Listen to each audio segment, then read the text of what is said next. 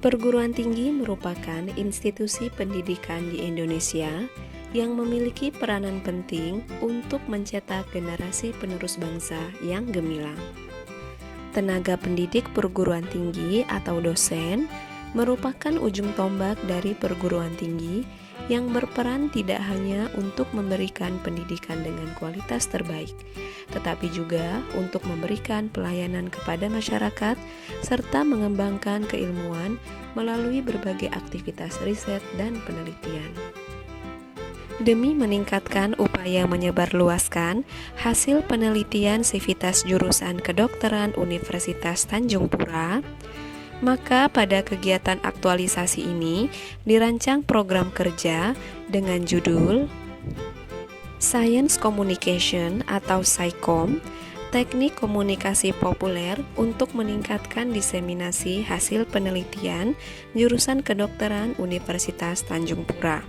Berikut merupakan cuplikan singkat dari kegiatan SciComm tersebut.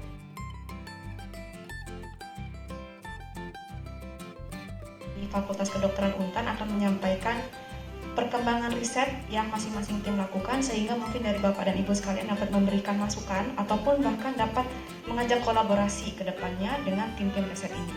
Untuk itu, pemateri pertama saya undang dari kelompok patobiologi untuk dipersilahkan maju ke depan menyampaikan terkait riset di kelompok risetnya. Silakan kepada Dr. Heru.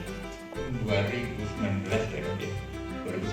itu ke arah kanker, kemudian tumbuh kembang dan penyakit genetik yang memang itu adalah latar belakang dari tim kami gitu. Yang sedang berjalan nanti ini kan ada riset kolaborasi mana riset inovatif yang diminta itu ya, diminta sponsor.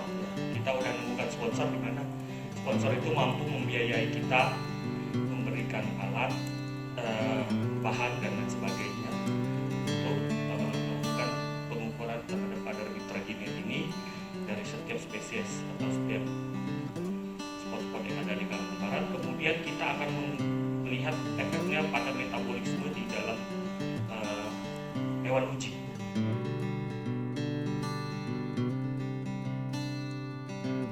Pada kegiatan kedua ini dilakukan pelatihan pembuatan konten SciComm dari salah satu jurnal yang ditulis oleh Sivitas Jurusan Kedokteran. Peserta pada pelatihan ini merupakan anggota dari Ikatan Mahasiswa Kedokteran Untan atau IMKU, khususnya Divisi Infokom. Pada pelatihan ini diajarkan teknik-teknik untuk menyederhanakan informasi dari artikel penelitian menjadi bentuk tulisan sederhana yang dapat dengan mudah dimengerti oleh masyarakat umum. Hasil penelitian ini kemudian dipost sebagai konten feed pada Instagram jurusan Kedokteran Untan.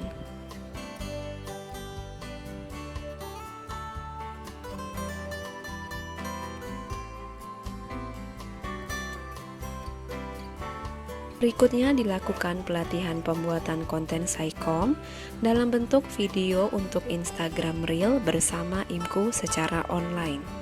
Pada kegiatan ini dilakukan diskusi, termasuk diantaranya bagaimana mencari berbagai macam footage video secara online tanpa menggunakan copyright.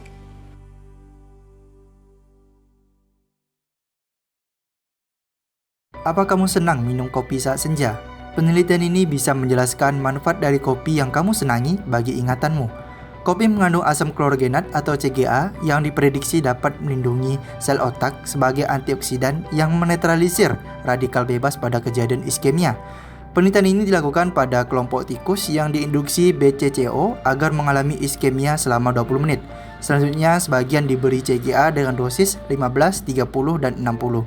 Kemudian pada tikus ini diuji kemampuan memorinya melalui labirin air Morris. Hasil penelitian didapatkan CGA dengan dosis 30 dan 60 mampu melindungi hilangnya sel piramida CA1 hipokampus akibat efek BCCO. CGA ditemukan dapat meningkatkan ekspresi gen BCL2 yang meregulasi apoptosis sel dan SOD2 yang melindungi sel dari radikal bebas. Selain itu, CGA juga mampu mempengaruhi respon vaskular yang memperbaiki kerusakan sel endotelial pasca iskemia, melalui peningkatan ekspresi gen CD31 dan menurunkan ekspresi gen ET1. Nah, jadi disimpulkan bahwa asam klorogenat pada kopi berpotensi mencegah kehilangan memori spasial dan rusaknya sel piramida pada hipokampus pasca ikemia dengan mempengaruhi ekspresi gen pengatur apoptosis dan pelindung radikal bebas. CGA juga berpotensi berpengaruh pada respon perbaikan kerusakan sel pasca ikemia. Nah, gimana nih? Yuk ngopi. Penyalahgunaan formalin sebagai bahan penguat makanan dapat memicu stres oksidatif akibat menurunnya enzim glutathione peroksidase yang mengindikasikan terjadinya kerusakan hati. Astaxanthin memiliki potensi untuk menekan stres oksidatif dan meningkatkan antioksidan endogen. Oleh karena itu, penelitian ini akan menjelaskan pengaruh astaxanthin terhadap enzim glutathione peroksidase pada jaringan hati tikus yang mengonsumsi formalin. Penelitian ini dilakukan pada kelompok tikus Wistar yang diinduksi formalin dan astaxanthin dengan dosis yang telah ditetapkan. Hasil menunjukkan enzim glutathione peroksidase paling rendah ditemukan pada tikus yang diberi formalin tanpa astaxanthin. Hal ini mengindikasikan formalin menyebabkan penurunan aktivitas enzim glutathione peroksidase dan berdampak pada kerusakan jaringan hati tikus. Sebaliknya, pemberian astaxanthin mampu meningkatkan aktivitas enzim glutathione peroksidase hingga melebihi kontrol normal dan mencegah kerusakan hati yang ditandai dengan kadar protein total yang lebih tinggi. Jadi, dapat disimpulkan bahwa astaxanthin dapat meningkatkan aktivitas spesifik enzim glutathione peroksidase dan dosis terbaik astaxanthin sebagai antioksidan adalah 12 mg per hari.